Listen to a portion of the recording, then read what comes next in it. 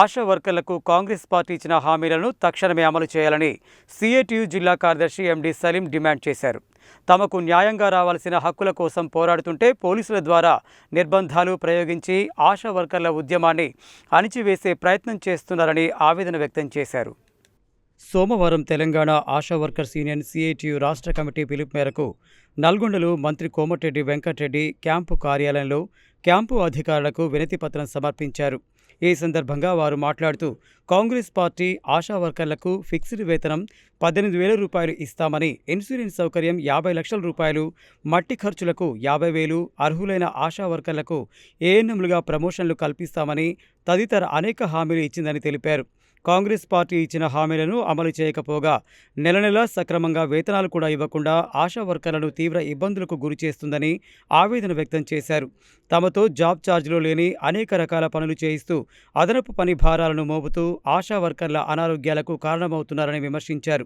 దశలవారీ ఆందోళన కార్యక్రమాల్లో భాగంగా ఈరోజు రాష్ట్ర కమిటీ పిలుపు మేరకు ఎమ్మెల్యేకి వినతిపత్రం ఇస్తున్నామని, తమ సమస్యల పరిష్కారం కాకపోతే పోరాటం ఉధృతం చేస్తామని తెలిపారు. ఇప్పటికైనా ఆశా వర్కర్లకు ఇచ్చిన హామీలు అమలు చేయాలని, ప్రభుత్వంపై ఒత్తిడి తేవాలని కోరారు. సమస్యలు పరిష్కరించకపోతే జూలైలో నిరవధిక సమ్మె చేస్తామని హెచ్చరించారు.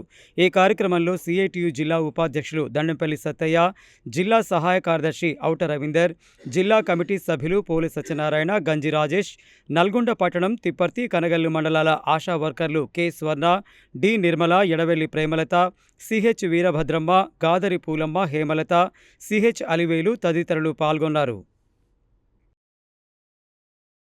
వీళ్ళకి సంబంధించినటువంటి సమస్యల పరిష్కారం కాకపోయినా సమస్యలు రోజంతా పెరుగుతున్నాయి. అది బోధకాలకు సంబంధించినటువంటి సర్వేలు కానీ, తర్వాత టీబీకి సంబంధించినటువంటి సర్వేలు కానీ, పుటమ్స్ మోయించడం కానీ, ఇట్లాంటి పనులన్నీ కూడా వీళ్ళకి కాని పనులు వీళ్ళతో చేయించేటటువంటి పనులు చేస్తూ ఉన్నారు. అదనంగా ఎలక్షన్ కమిషన్ పేరుతో బిఎల్ఓ డ్యూటీలు కూడా వీళ్ళకి వేసేసి పనిభారం పెంచేటటువంటి ప్రయత్నం చేస్తూ ఉన్నారు.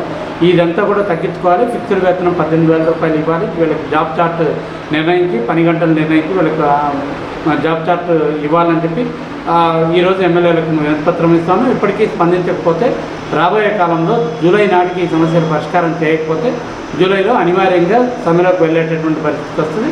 సమ్మెలోకి వెళ్తే దీనికి బాధ్యత ప్రభుత్వమే వహించాల్సి వస్తుంది. తెలంగాణ ఆశా వర్కర్స్ యూనియన్ రాష్ట్ర కమిటీ పిలుపు మేరకు ఈరోజు నల్గొండ శాసనసభ్యులు మంత్రివర్యులు క్యాంప్ కార్యాలయం ముందు వారికి వినతిపత్రం ఇవ్వడం జరిగింది.